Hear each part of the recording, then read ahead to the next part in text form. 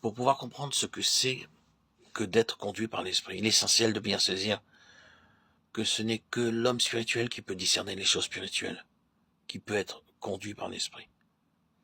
Il faut que l'intelligence soit renouvelée par l'esprit de Dieu pour pouvoir se laisser conduire par l'esprit.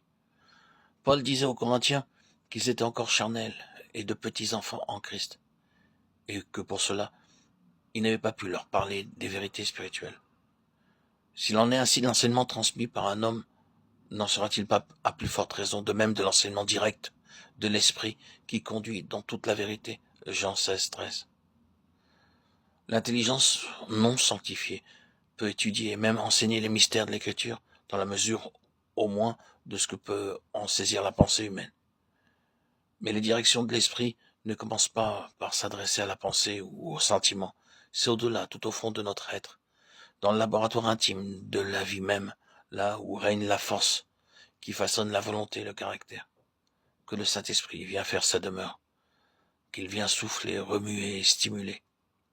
C'est de là qu'il nous conduit et nous inspire des vues justes et des décisions opportunes. Que vous soyez remplis de la connaissance de sa volonté avec toute la sagesse et toute l'intelligence spirituelle. Colossiens 1:9. Cette prière nous dit que c'est seulement une intelligence spirituelle qui peut recevoir la connaissance de la volonté divine.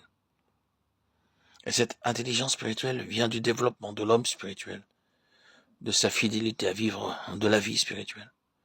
Celui qui veut être conduit par l'esprit doit consentir à ce que l'esprit remplisse sa vie tout entière. C'est après avoir été baptisé par l'esprit et rempli de l'esprit que Jésus fut conduit par l'esprit dans le désert. Luc 4:1. C'est par le mouvement de l'esprit qu'il s'en retourna en Galilée. Luc 4:14. Et qu'il commença son ministère à Nazareth en citant cette parole: l'esprit du Seigneur est sur moi. Luc 4:18.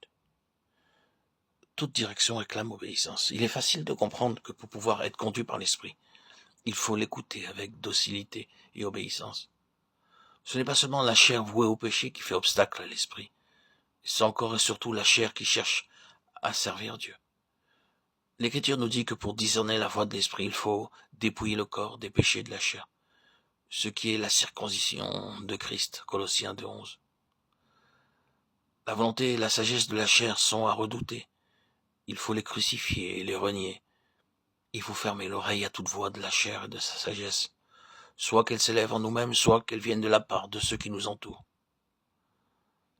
Dans nos méditations, dans nos lectures de la parole, dans notre culte et aussi dans nos travaux au service de Dieu, qu'il y ait continuellement en nous défiance et reniement du moi, aussi bien que confiance et attente à l'Esprit de Dieu pour être conduit par lui. L'âme qui attend ainsi de jour en jour et d'heure en heure que la lumière de Dieu lui indique son devoir recevra certainement lumière et direction. Si donc vous voulez être conduit par l'Esprit, renoncez jour après jour non seulement à votre volonté et à votre sagesse, mais à votre vie, à votre être tout entier. Le feu descendra du ciel et consumera le sacrifice.